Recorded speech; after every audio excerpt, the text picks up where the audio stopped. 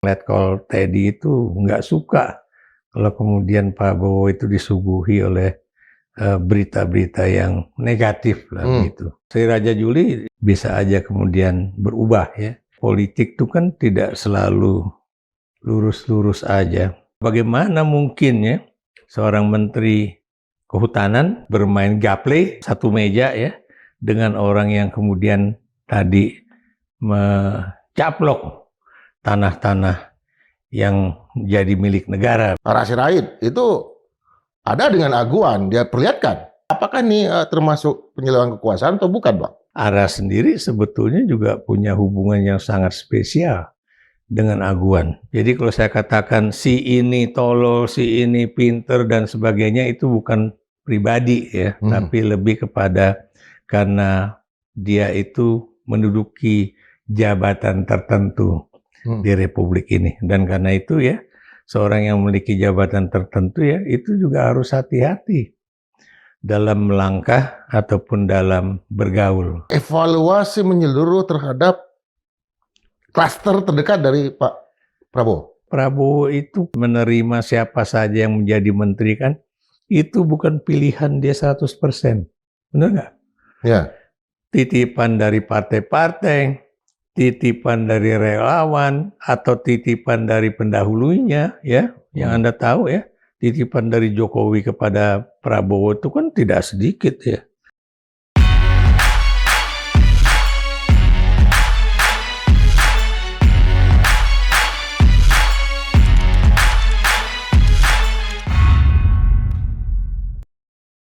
Sobat Madilog, Aziz Welang tiba-tiba dalam satu foto sedang bermain domino bersama dengan Menteri Kehutanan Raja Juli Antoni, kemudian Menteri juga Abdul Qadir Karding, dan seorang pengusaha Andi Rukman Nurdin. Nah, foto ini langsung menjadi perhatian bagi publik untuk menganalisis soal bagaimana juga hubungannya dengan posisi Presiden Prabowo Subianto. Juga kita menghadirkan seorang senior, seorang pakar di bidang ilmu politik, pemerintahan, baik itu nasional maupun geopolitik, Bang Ikrar Nusa Bakti. Ya, Bang. Selamat datang, Bang. Yuk, makasih. Apa komentar pertama Bang tentang adanya foto itu, Bang? Ya, saya terus terang baru lihat foto itu 2 hari yang lalu ya. Dan kemarin saya lihat-lihat lagi gitu. Saya terus terang nggak tahu siapa mereka. Kalau masih Raja Juliantono, masih Karding saya tahu ya. Nama itu paling nggak ya. Kalau Juli saya kenal orangnya, mukanya juga saya tahu ya. Dulu dia anak muda yang punya cita-cita politik yang bagus lah bersama Partai Solidaritas Indonesia yang dulu juga misalnya menjadi pendukung Ahok ya. Saya kenal Sri Raja Juli di situ ceritanya ya. Tapi Anda tahu ya, yang namanya politik itu kan tidak selalu lurus-lurus aja. Bisa aja kemudian berubah ya. Saya beri contoh misalnya mereka yang dulunya mengatakan dusta-dusta yang dilakukan oleh Prabowo Subianto ya, sekarang malah ada di barisannya Prabowo Subianto ya. Dan tadinya juga saya harapkan anak-anak muda ini adalah politisi-politisi yang bisa mencerahkan Indonesia ya. Tapi lama-lama itu malah juga menjadi bagian dari pemain-pemain politik yang ya tidak ada bedanya dengan yang lain lah. Sama ya, dulu waktu ada orang mengatakan ada sebuah partai baru yang namanya PKS ya. Itu kan dikatakan partai putih dan kemudian ini partai luar biasa dan nanti menjadi partai yang anti korupsi dan sebagainya ya. Waktu itu juga saya ngasih komentar ya hampir sama lah ya, bahwa tidak ada politisi yang kemudian bisa menjadi politisi yang benar-benar jujur. Tidak ada yang kemudian hal-hal yang bisa saja mereka akhirnya terjerumus ke persoalan-persoalan yang negatif lah. Dan itu terjadi ya, Anda tahu ya, seorang presiden PKS pada saat itu ditangkap ya, gara-gara kasus lagi-lagi persoalan korupsi soal daging. Kalau Anda masih ingat. Ya betul. Ini juga gitu ya, ini teman-teman anak-anak muda PSI ya, dan ya memang gitu, maksud saya politik itu tidak ada kawan yang abadi atau musuh yang abadi. Bisa aja itu kemudian menjadi kawan baru ataupun musuh baru gitu ya. Ya seperti yang tadi Anda kasih foto itu ya. Bagaimana mungkin ada dua orang menteri yang kemudian bisa bermain gaple. Saya menggunakan kata gaple lah. Ya, gaple ya. Itu orang Jakarta biasa menggunakan kata itu ya. Gaple karena kartu ya. Kartu dan dibandingkan domino. Domino ya. Kalau kita ngomong soal politik, baru kemudian kita bicara politik domino. Ya. Jadi kalau satu yang misalnya kena, itu pasti semuanya akan kena misalnya gitu. Ya. Atau satu kalau kita tata domino itu dengan suatu sistem yang sangat apik ya, satu disentil begini aja langsung gitu. Ya. Teori domino itu juga kan misalnya dipakai Amerika Serikat untuk misalnya bagaimana mereka khawatir jatuhnya Asia Tenggara ke tangan Partai Komunis misalnya kan. Ya, karena waktu itu misalnya Vietnam itu juga hebat ya, dan kemudian juga Bung Karno juga itu dianggap sebagai tokoh yang dekat dengan Partai Komunis ya, makanya kemudian Bung Karno dijatuhkan oleh Amerika misalnya gitu kan, dan Inggris gitu kan. Nah ini juga begitu ya. Ini bagaimana mungkin ya seseorang atau dua orang yang dianggap sebagai pelaku kejahatan yang terkait dengan persoalan tanah gitu kan, tiba-tiba bisa bermain gaple dengan orang atau dua orang menteri ya, yang paling tidak juga terkait dengan persoalan tanah tersebut begitu.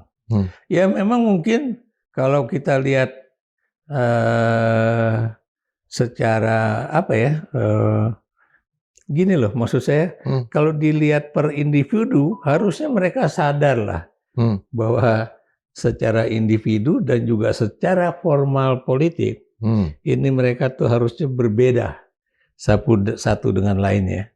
Tapi jangan kemudian karena mereka misalnya satu paguyuban ya, misalnya Kesatuan Keluarga Sulawesi Selatan KKSS ya, itu kemudian dianggap wah ini kan masih saudara, jadi pikir itu nggak apa-apa lah, karena ini harus dibedakan antara perbedaan politik orang dengan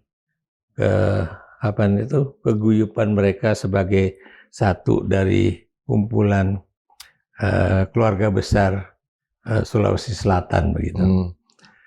Ya, artinya kalau abang lihat dari teori domino tadi, apakah memang satu orang yang saling berhubungan? Ini kan dua orang menteri nih, kita satu mandan istilahnya kan, tidak bisa terkoneksi dengan dua orang lain. Ya biar bagaimanapun ya, tergantung bagaimana cara melihatnya. Kalau mereka melihatnya cuma karena mereka berteman, karena ada dalam satu kesatuan keluarga Sulawesi Selatan, bisa aja itu kemudian mereka nganggap harus dipisahkan antara urusan politik dengan urusan suku, bisa saja. Tapi kalau kemudian orang ribut bahwa bagaimana mungkin ya seorang menteri kehutanan ya, kemudian juga bermain satu meja ya dengan orang yang kemudian tadi mencaplok tanah-tanah yang jadi milik negara begitu kan. Ini kan suatu hal yang harusnya dipisahkan. Kita nggak bisa kemudian bisa hahaha gitu kan. Kemudian istilahnya itu tanpa memperhatikan apakah ini akan ada persoalan politik di kemudian hari kan gitu.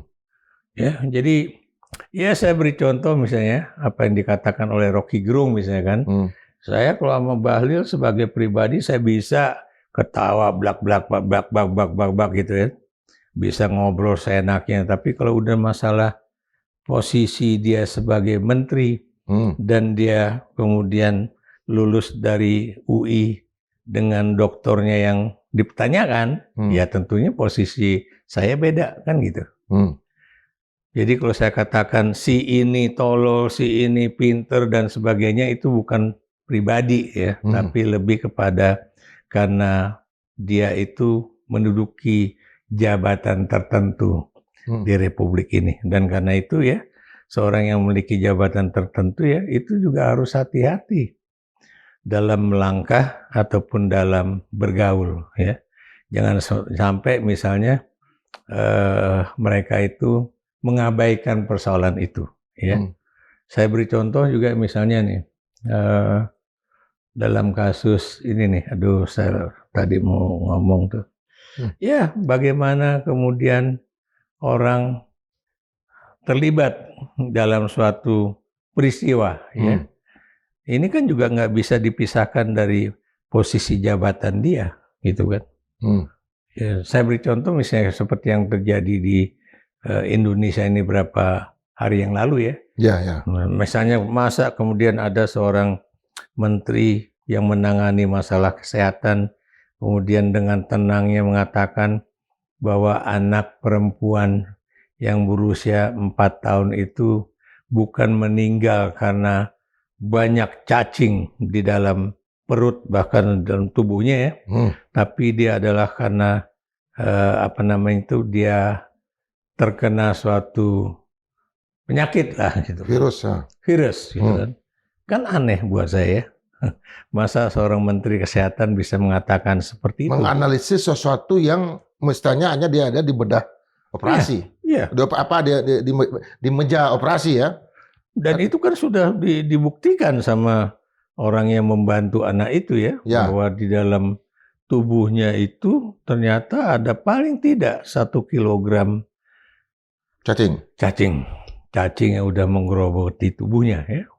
Dan Anda juga tahu di Amerika Serikat sendiri baru aja ditemukan kan bahwa ada cacing yang kemudian bisa masuk ke tubuh manusia dan kemudian memakan daging yang ada atau dimiliki oleh si manusia yang kemudian dimasuki oleh cacing-cacing itu. Dan ini terjadi di Amerika Serikat.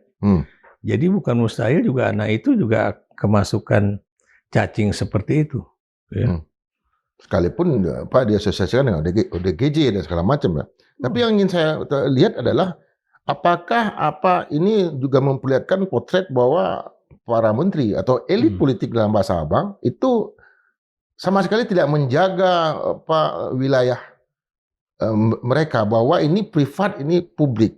Sehingga mereka masuk dalam sesuatu tempat itu bertemu dengan para pihak yang berperkara. Kita juga lihat ada foto-foto menteri yang lain. Misalnya Ara Sirait itu ada dengan aguan, dia perlihatkan. Ini yang hal seperti apa? Apakah ini termasuk penyelewengan kekuasaan atau bukan, Bang? Karena aguan dengan Ara itu kan memang punya kepentingan yang menyatu, ya, khususnya terkait dengan yang tadi dikatakan misalnya wilayah yang dikuasai oleh aguan itu ya, PIK 1 ataupun PIK 2, ya. Dan Anda juga tahu aguan sama Ara itu kan sudah kenal cukup lama ya. Dan karena itu jangan heran kalau kemudian si Ara sendiri sebetulnya juga punya hubungan yang sangat spesial dengan aguan. Ya.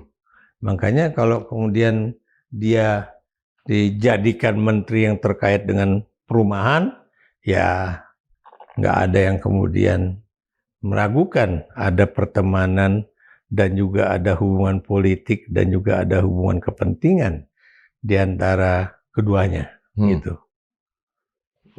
Nah, artinya kembali ke masalah Raja Juli tadi, itu apakah ini potret kekuasaan yang sebenarnya menurut Abang? Ya itulah ya.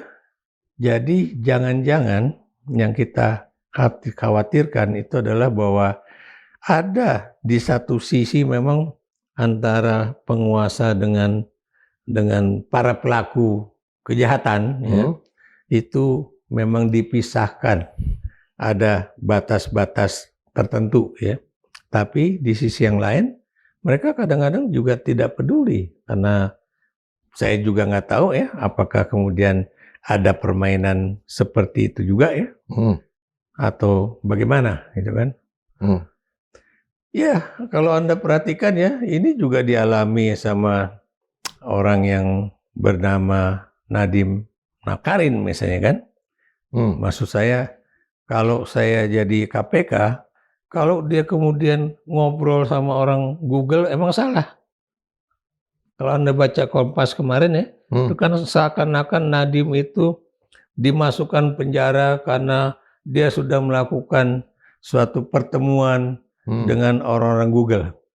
Padahal Anda tahu ya, belum tentu itu terjadi di link bisnis. Ini kan baru, misalnya mungkin Nadiem juga baru kemudian mendengarkan apa yang disebut dengan teknologi ilmu komputer, informasi dan komputer, artificial intelligence dan segala macam ya. Ya seperti itu ya. Dan Anda juga tahu ya apa yang dilakukan oleh Nadiem Makarim kan katanya bahwa kok beda dengan Menteri Pendidikan dan Kebudayaan sebelumnya ya, yaitu saya lupa namanya itu teman saya yang pernah menjadi rektor di Universitas Muhammadiyah Malang. Iya. Siapa? Pak Mno.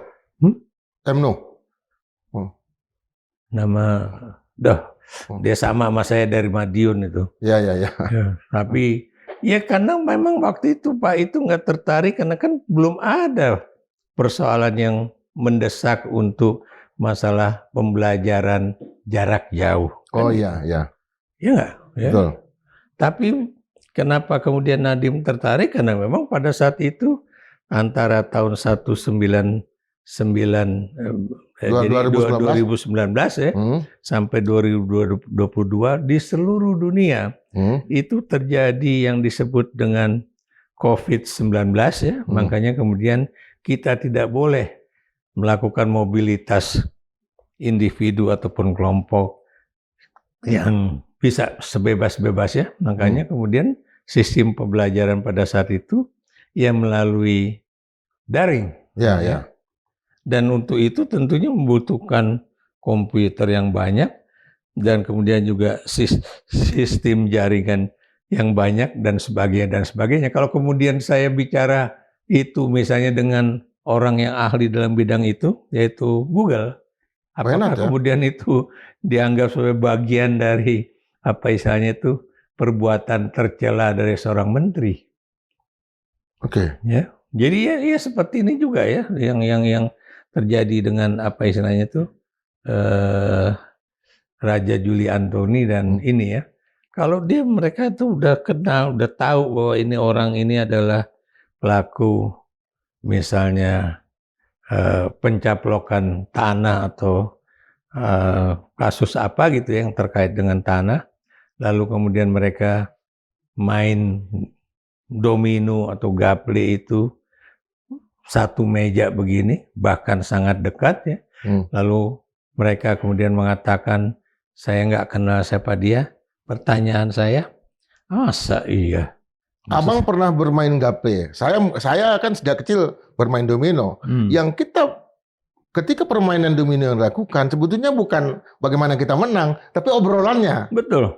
Gimana menurut Abang? Ya, jadi ya yang namanya gaple itu ya, itu kan bukan cuma persoalan menang atau kalah di dalam permainan itu. Ya. Ini adalah suatu cara untuk melakukan hubungan sosial, ya, bahkan juga mungkin hubungan sosial ekonomi, ya, di antara para pemainnya. Samalah kalau Anda misalnya suka main golf, ya. Golf itu kan juga permainan yang sangat mahal dan tidak banyak orang yang kemudian terlibat dalam permainan seperti itu. Tapi Anda tahu, golf itu bisa menjadi tempat untuk dealing bisnis, ya.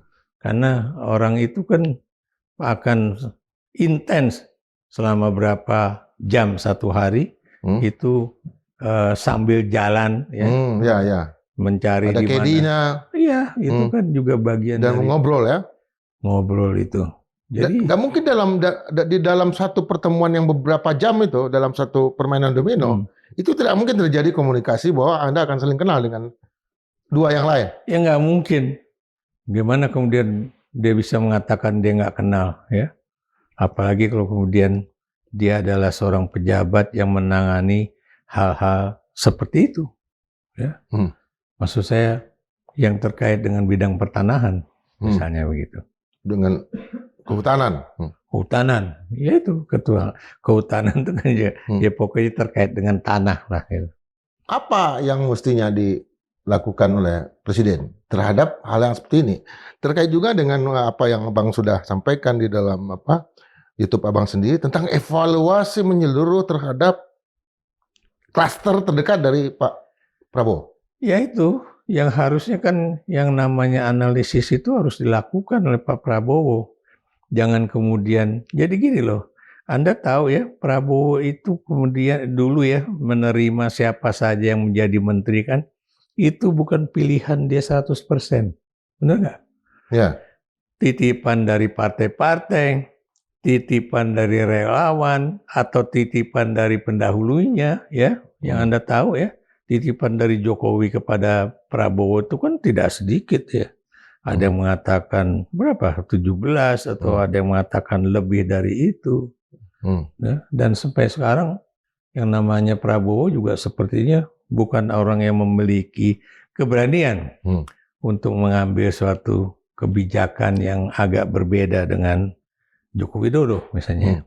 Karena memang policy dari Prabowo itu adalah keberlanjutan, continuation. Dibandingkan dengan Anies waktu itu adalah perubahan misalnya kan. Ya seperti itu lah.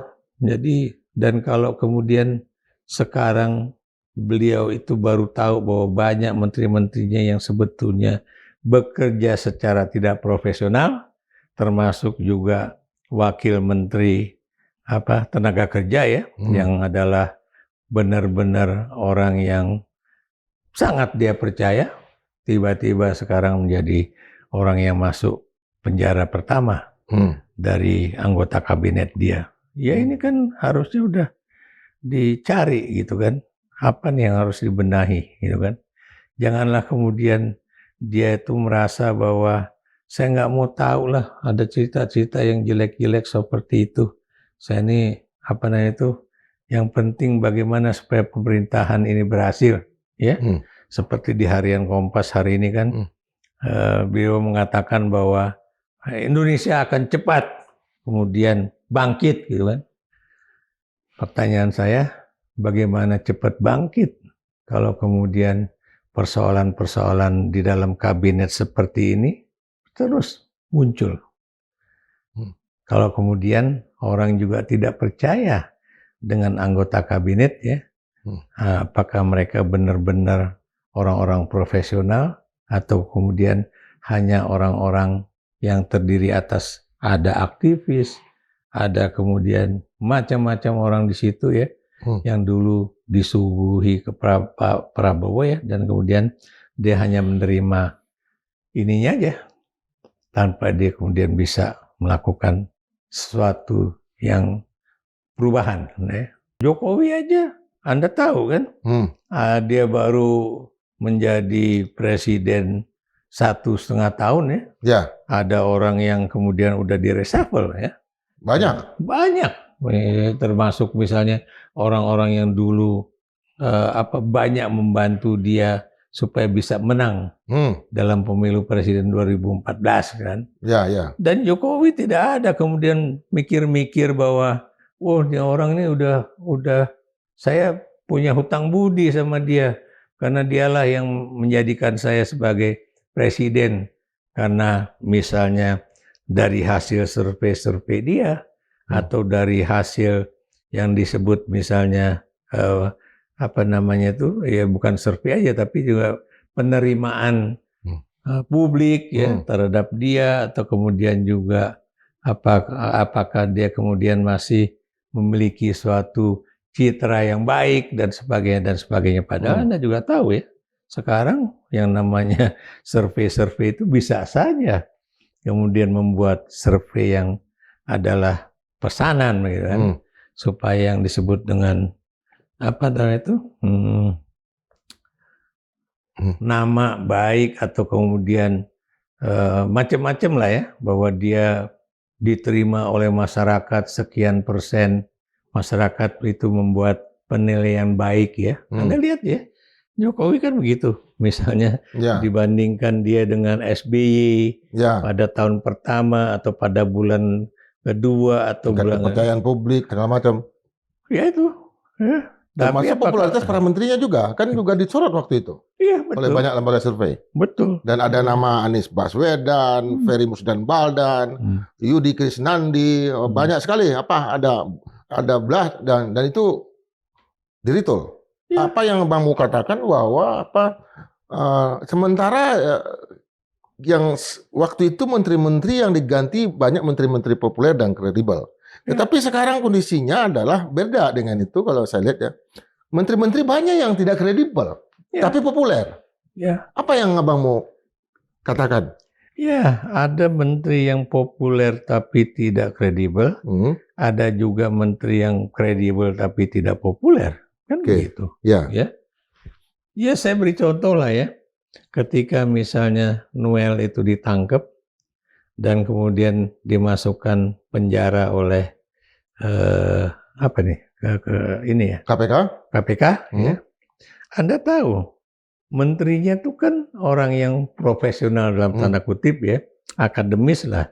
Tapi dia kan kalah populer dengan Noel karena dia tidak memiliki suatu kapasitas yang baik dalam menyampaikan sebuah program dibandingkan dengan Noel yang adalah orang yang memang pandai berbicara. Ya kan? Ya. Apa yang saya katakan, bisa aja orang itu benar-benar profesional tapi tidak komunikatif. Sementara ada juga orang yang sangat komunikatif ya, tapi dia sebetulnya juga tidak memiliki profesionalitas untuk menduduki jabatan, even sebagai wakil menteri. Kan begitu. Ya. Sama lah kayak sekarang ini ya. Saya terus terang ya, banyak itu saya nggak tahu posisi menteri-menteri itu dibandingkan dengan zaman dulu ya. Iya. Kalau zaman dulu tuh kan nggak usah menteri ya, itu bahkan sampai pejabat-pejabat militer di masing-masing kodam aja kita hafal kita ya. Hafal ya. Itu jadi paling nggak tahu ada kesukaan kita untuk kemudian memantau nih orang nantinya gimana kan, kemudian macam-macam. Tapi sekarang nobody care ya tentang apakah seorang itu bisa melakukan ini atau itu ya. Kenapa? Karena setiap kali ada laporan ataupun hasil analisis mengenai apakah orang ini bisa kerja atau nggak bisa kerja ya, Prabowo itu kayaknya tidak terlalu peduli dengan itu. Yang ada di pikiran dia adalah supaya laporan-laporan ke dia itu lebih banyak asal Bapak senang. Atau memberikan laporan yang positif-positif aja. Nggak usah berita-berita yang negatif. Ya, saya beri contoh lah. Bagaimana kemudian suatu berita yang tadinya mengatakan bahwa pertumbuhan ekonomi kita itu sekian persen, tapi kemudian tiba-tiba di dalam laporan itu sendiri ini udah ada suatu kalimat ya, bahwa besok akan terjadi suatu yang mengejutkan. Disclaimer ya. Karena pertumbuhan ekonominya itu ternyata jauh lebih tinggi dibandingkan yang dikatakan oleh para ahli ekonomi tersebut begitu. Artinya ada dalam tanda kutip datanya memang ada, tetapi para ekonom mengatakan bahwa ini tidak valid. Oh iya. Justru palsu. Iya itu. Jadi kenapa itu terjadi ya? Karena kebetulan si dulu mayor ya, sekarang Letkol Teddy itu nggak suka kalau kemudian Prabowo itu disuguhi oleh berita-berita yang negatif lah gitu. Makanya BPS itu kan kemudian menjadi menjadi suatu badan, bukan badan pusat statistik ya, tapi menjadi badan yang memberikan informasi, badan penjilat si Prabowo ataupun badan yang kemudian memberikan kesenangan di hati Prabowo, dan Prabowo sebagai presiden harus siap untuk menerima informasi-informasi yang tidak sesuai dengan apa yang dia inginkan. Karena itu sebetulnya justru data itu yang bisa membuat dia memperbaiki suatu peristiwa atau suatu keadaan, ya. Saya beri contoh misalnya, masa seorang presiden tidak tahu apa yang terjadi di lapangan dalam demonstrasi mahasiswa tersebut, ya. Yang diributkan oleh Prabowo adalah misalnya, wah, menurut informasi yang saya terima, ini ada orang yang korupsi, kemudian memberikan dana kepada orang-orang yang berteriak misalnya Indonesia gelap, pergi saja dulu ya, atau kabur saja dulu, dan sebagainya dan sebagainya. Padahal orang itu memang melakukan itu, paling dia cuma melakukan sekali ya. Tapi kemudian seakan-akan itu dicitrakan, inilah pelakunya, mengapa kemudian Indonesia gelap atau kabur saja dulu itu menjadi viral, ya. Dan ada juga, jangan lupa ya, kalau kita bicara misalnya kabur saja dulu atau kita katakan misalnya itu kabur dulu atau kemudian pergi gitu ya, keluar. Itu bukan sesuatu yang negatif kan? Ya. Kenapa? Toh memang pemerintah tidak bisa memberikan pekerjaan kepada anak-anak kita. Makanya kalau mereka kemudian mencari kesempatan untuk bisa berkarya di negara orang, why not? Ya. Indikasi bahwa Pak Prabowo lebih senang dengan ABS, asal Bapak senang, ketimbang laporan-laporan laporan-laporan yang memang valid, apa adanya, dan itu sangat saintifik, yang sebetulnya menunjukkan tren yang negatif terhadap kinerja pemerintah. Itu abang lihat dari mana? Apa dari pidato-pidatonya yang masih optimistik, atau cara dia bercanda seperti itu? Ya, kalau saya sih nggak usah susah-susah. Ya. Apa yang dia ketahui tentang gerakan-gerakan kerusuhan itu ya, yang kemudian menimbulkan kematian, pengerusakan, kemudian penganiayaan, kemudian kriminalisasi ataupun penangkapan, itu kan menunjukkan betapa Pak Prabowo itu tidak tahu apa yang terjadi di lapangan, ya.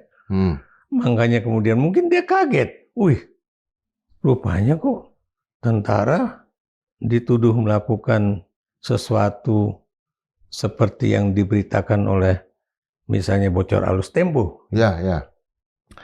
Atau kemudian, kenapa ini Bin kepalanya udah saya angkat, malah saya naikkan pangkatnya jadi jenderal, tapi kok laporannya kok seakan-akan tidak terjadi hal-hal yang buruk lah di negeri ini.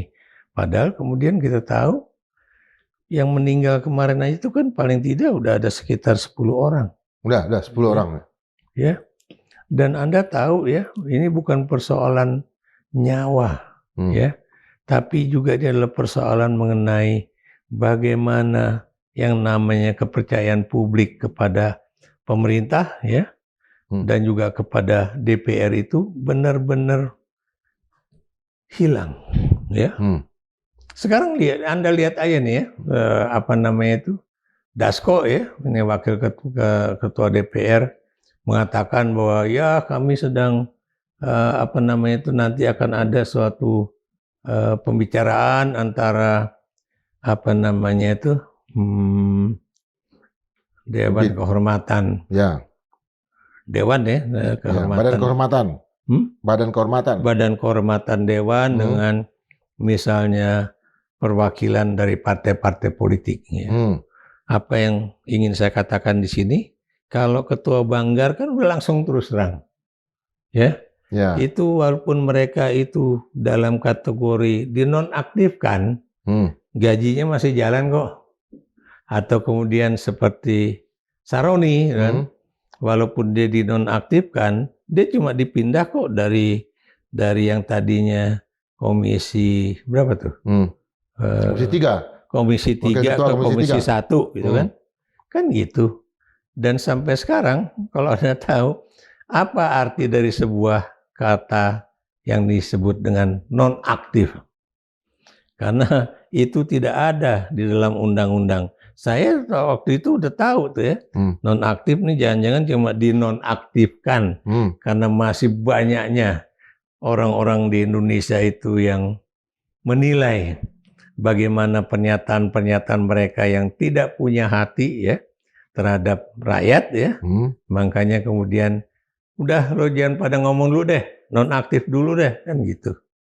Tapi itu tidak sama dengan recalling atau pergantian antar waktu, kan begitu. Nanti lihat aja ya, kalau kemudian nanti tiba-tiba semua partai politik yang kemudian anak-anak anggota partainya itu kena yang saya bilang tadi nonaktif, kemudian benar-benar dinonaktifkan, itu juga agak sulit bagi partai. Kenapa? Biar gimana kan ya, Anda sebagai mantan politisi atau masih politisi tapi tidak berada di parlemen, Anda tahu berapa biaya orang untuk kemudian menjadi anggota parlemen. Ya, karena status untuk tidak menjadi anggota partai itu kan adanya di undang-undang partai politik lewat mahkamah partai dulu, Bang.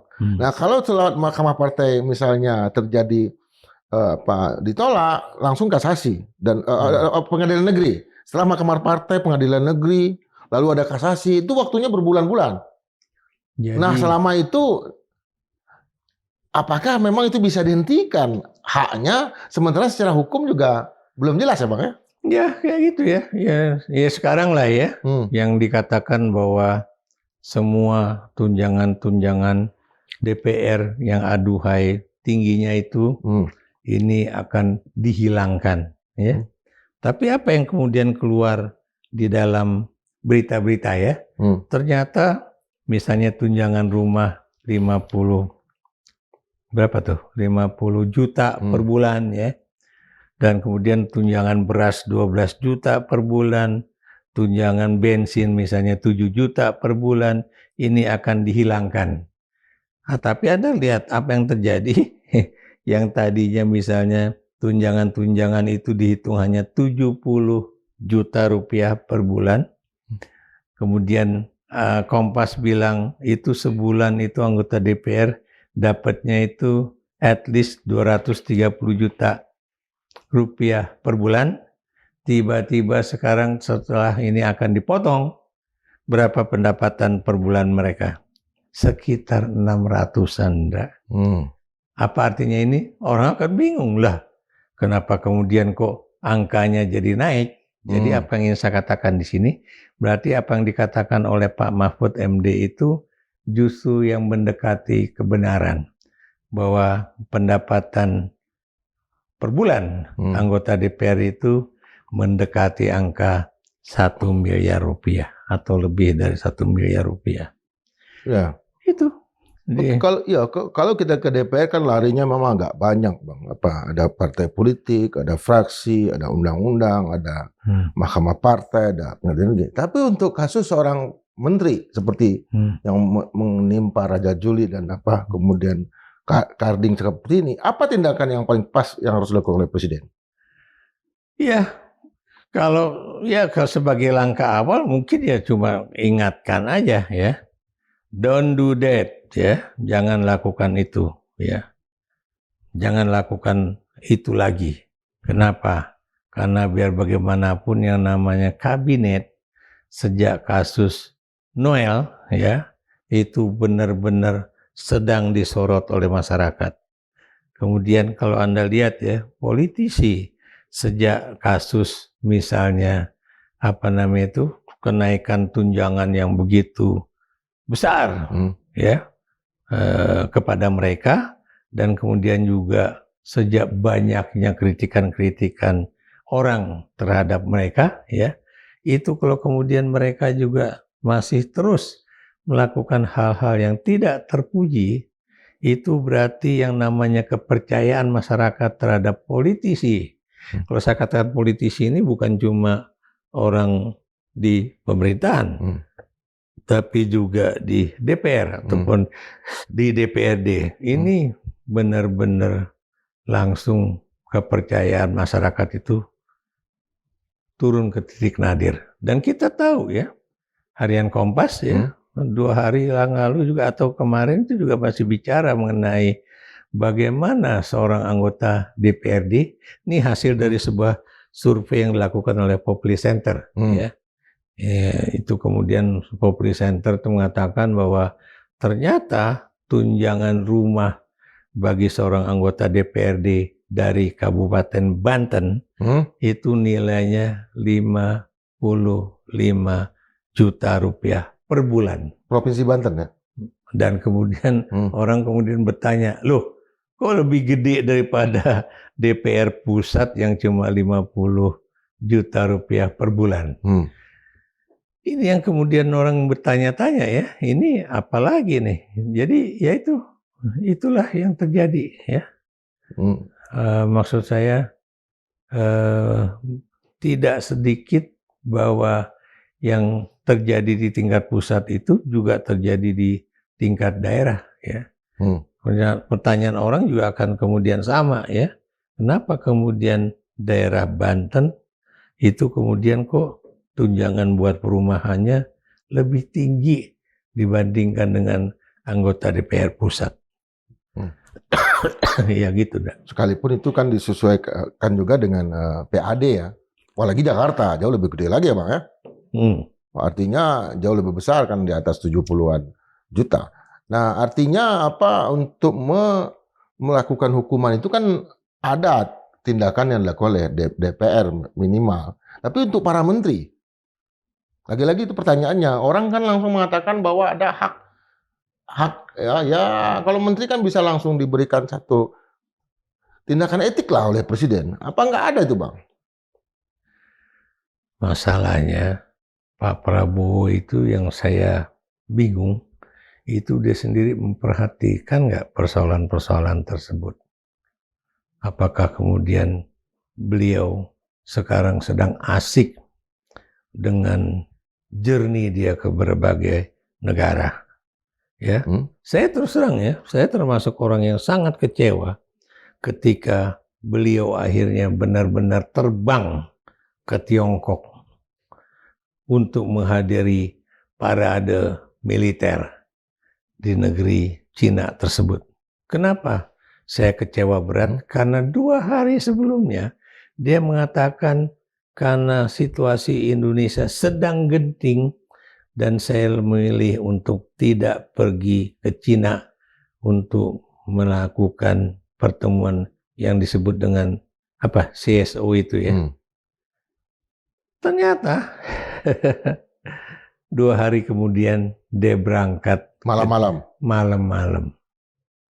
Dan Anda tahu ya, sekali presiden berangkat ke luar negeri itu berapa miliar rupiah yang kita keluarkan.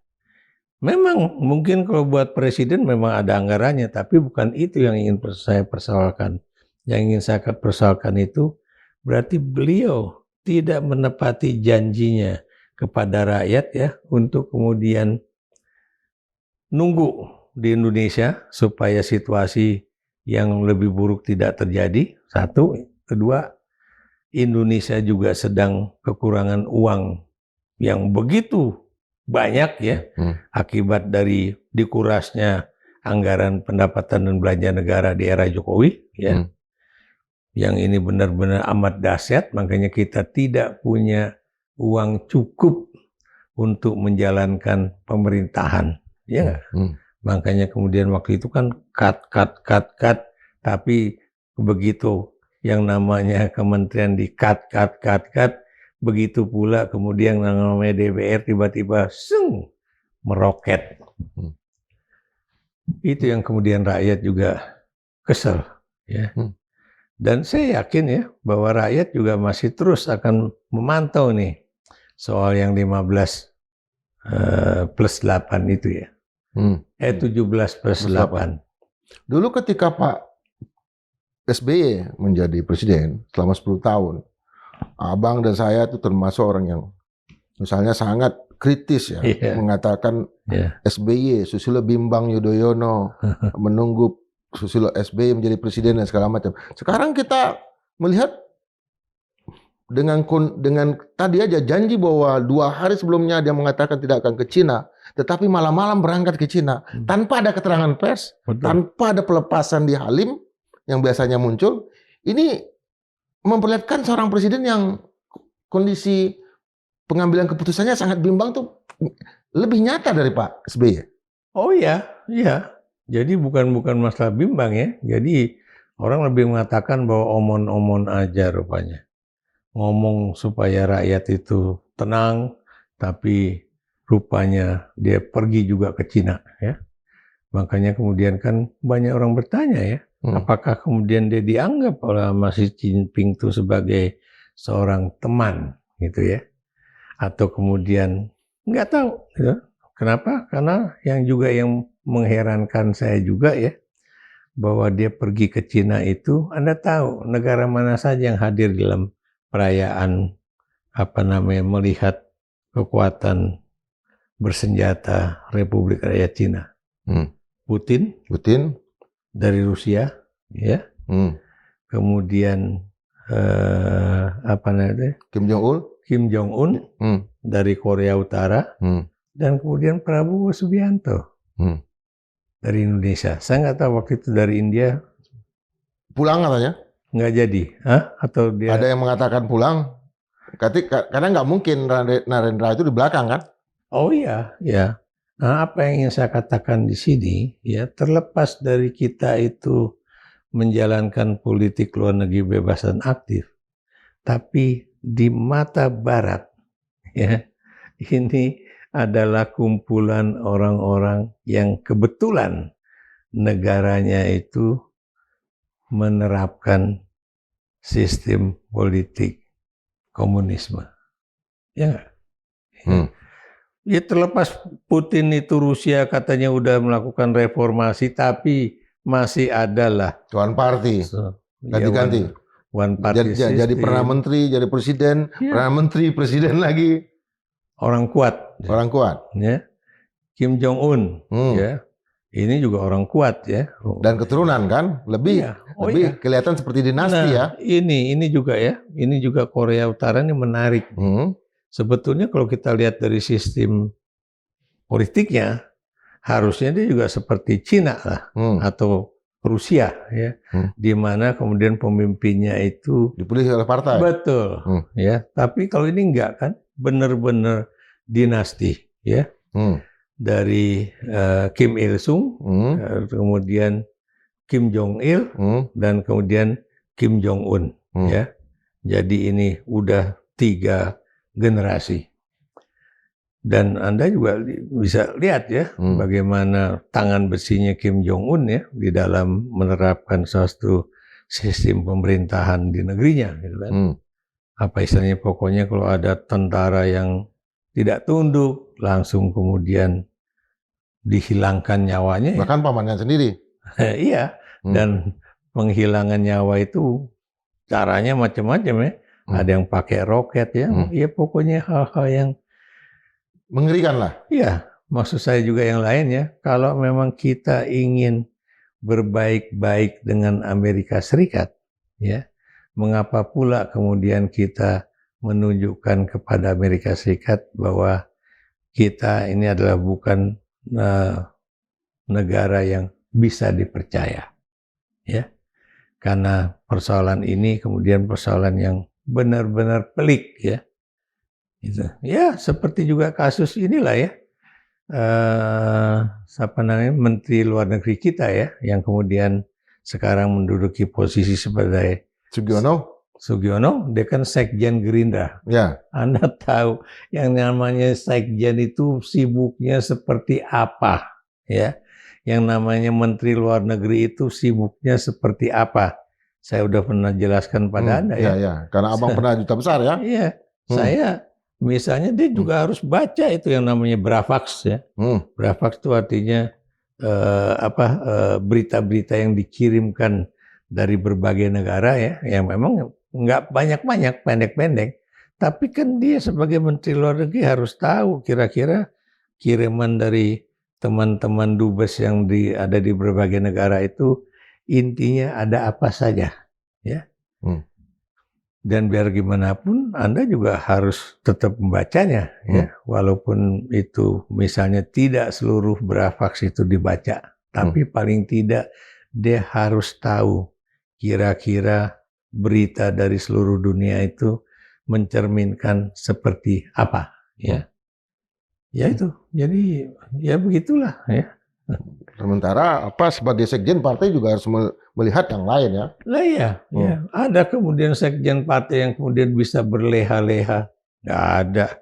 Apalagi zaman sekarang ya, karena biar gimana pun yang namanya sekjen partai itu adalah tangan kanan dari ketua umum, ya nggak? Dan dia bukan cuma misalnya hanya menjalankan fungsi administrator saja, tapi dia juga harus menjadi misalnya juru bicara dari partai itu. Anda bisa bayangkan ya, kalau kemudian Menlu Sugiono itu kemudian memberikan suatu penjelasan tentang Gerindra ya, padahal di satu sisi yang lain dia adalah Menteri Luar Negeri.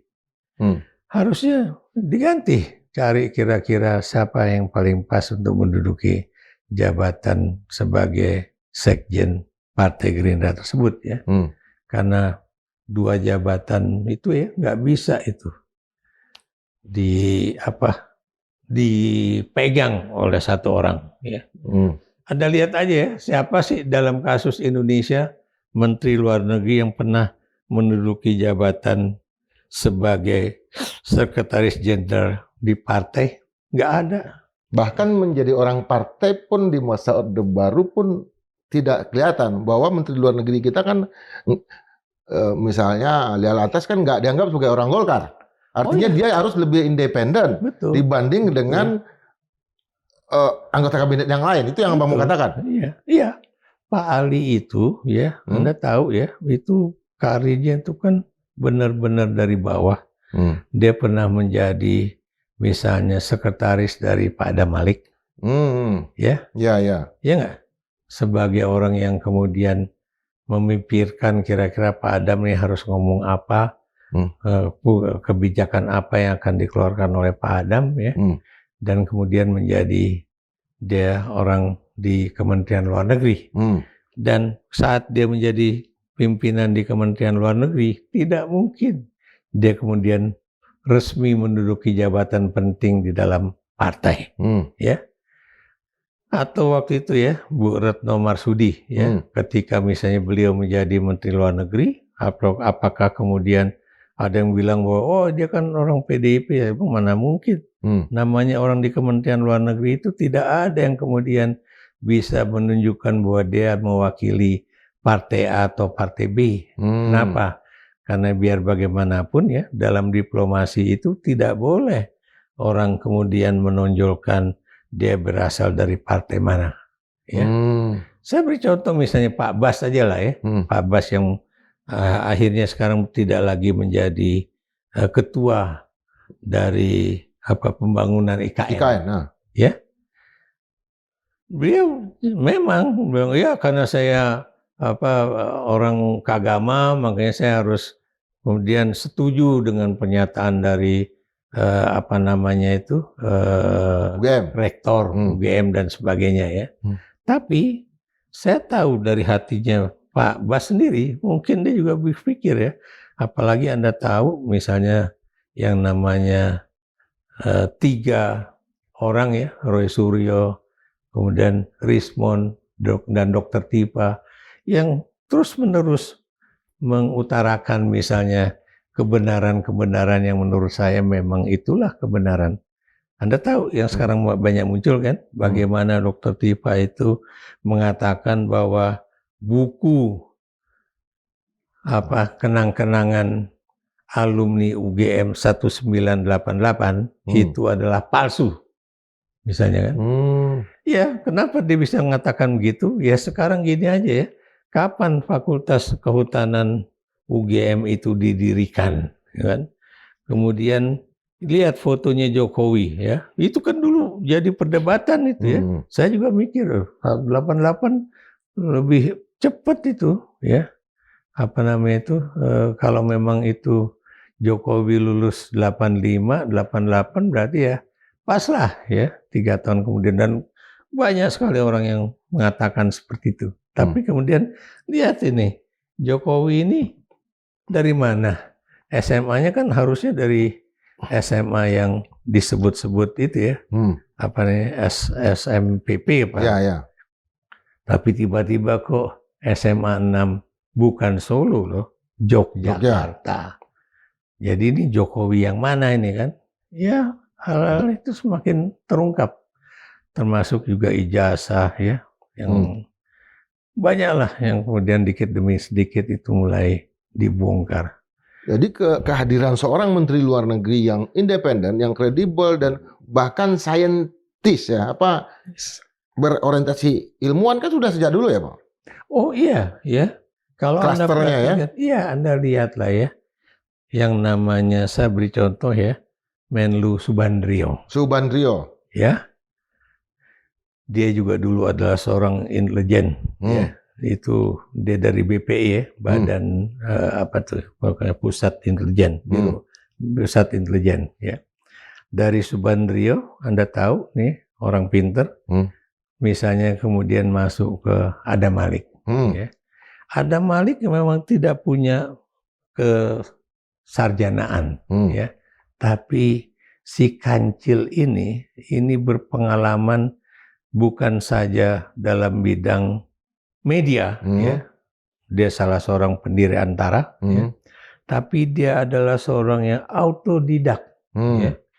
Anda bisa lihat ya, dia bisa jadi juru runding antara Indonesia dengan Belanda juga ya, dalam kaitannya mengenai Irian Barat ya. Pak Subandrio juga melakukan itu, ya. Dan yang lain-lain. Mohtar Kusumaatmadja, guru besar dari Universitas Indonesia, ya. Bagaimana kemudian, apakah kemudian dia bukan orang yang pinter ya? Persaingan dia dengan Pak Beni Murdani sampai kemudian beliau berdua tuker sepatu. Ya. Anda mungkin nggak tahu, Ndra. Itu saya juga nggak tahu. Mungkin nomor sepatunya sama, tapi yang jelas itu saling tuker sepatu karena kebetulan dua orang itu adalah interlokutor antara hubungan ASEAN dengan waktu itu Vietnam. Ya. Jadi yang satu lewat jalur militer, yang satu lewat diplomasi, ya. Ya supaya tidak terjadi bahwa seakan-akan ada pertarungan siapa yang bisa mempengaruhi siapa. Akhirnya Pak Mokhtar sama Pak Beni itu, saya ingat banget tuh, tukar sepatu. Pertanyaan terakhir nih Bang, saya ini dan selalu aja ini kan pemirsa mau tahu apakah dalam situasi seperti ini Pak Prabowo itu merasa lebih banyak pekerjaan yang dia harus lakukan, atau dia lebih punya waktu untuk sedikit jeda? Tapi kayaknya enggak, makin banyak nih tumpukan masalah. Jadi begini ya, buat saya udah berkali-kali saya juga ngomong ya, Pak Prabowo itu jangan kemudian begitu mudah membuat suatu statement yang seakan-akan menggampangke, kalau orang Jawa bilang, menggampangkan situasi. Ya, saya beri contoh misalnya proyek-proyek yang sekarang dijalankan ya. Wah ini Menteri Presiden sejak dari zaman Bung Karno sampai ke dia, ini kemudian dialah yang kemudian bisa mensejahterakan rakyat, kemudian bisa menjadikan anak-anak miskin bisa bersekolah, bisa kemudian melakukan sesuatu yang disebut dengan proyek makan bergizi gratis ya. Tapi apakah beliau sadar juga bahwa uang untuk makan bergizi gratis itu diambil besarannya itu adalah 44% dari anggaran pendidikan satu ya. Kemudian kalau beliau mengatakan bahwa Indonesia akan cepat bangkit, dasarnya dari mana ya? Kenapa saya bertanya dasarnya dari mana? Karena Anda tahu kalau Anda ingin bangkit itu berarti financially ya, you have the money ya. Tapi Anda tahu ya, di republik ini yang sedang tidak punya duit, yang duitnya benar-benar harus diicrit-icrit ya, itu malah kemudian dihambur-hamburkan untuk tunjangan-tunjangan para politisi di parlemen itu. Ya. Dan Anda juga tahu ya, pokoknya ini juga nanti seakan-akan itu, pokoknya nanti Indonesia langsung bangkit. Tapi saya tanya juga pada Anda, apakah kemudian Presiden Prabowo itu juga mempercayakan republik ini kepada anak-anak muda yang brilian, yang punya greget untuk memajukan Indonesia? Saya nggak akan lupa loh apa yang dia omongkan, bahwa ini kita harus memberikan anak muda untuk kesempatan menjadi pemimpin masa depan. Yang dia majuin Gibran. Saya bukan apa-apa, Ndra ya. Kalau misalnya Gibran itu benar-benar sekolah, fine ya. Kalau kemudian dia juga misalnya benar-benar menunjukkan kapasitas dia menjadi seorang calon pemimpin, fine. Nyatanya kan nggak begitu ya. 11-12 dengan bapaknya ya, yang nanti juga pasti akan dibongkar oleh Roy Suryo CS itu ya, apakah kemudian dia punya ijazah SMA atau juga sarjana. Oke Bang, Sobat Madilog, action bukan statement, itu inti yang mau dikatakan oleh Bang Ikrar Nusa Bakti dan oleh kita semua. Apa aksi-aksi nyata yang diperlukan dan dibutuhkan oleh bangsa ini, dan mandat itu kita berikan pada Presiden Prabowo Subianto. Karena waktu terus bergulir cepat, akumulasi kekecewaan juga bukan semakin reda tapi semakin banyak, dan ring satu Presiden Prabowo itu ternyata bukan over capacity tapi under capacity. Kita akan tunggu, dan tentu sebagai termometer bagi iklim politik Indonesia, Madilog akan tetap menghadirkan Bang Ikrar Nusa Bakti sebagai salah satu dokternya. Dokter untuk memeriksa suhu panas dinginnya situasi politik kita. Sampai bertemu dengan edisi berikutnya. Salam. Makasih Bang.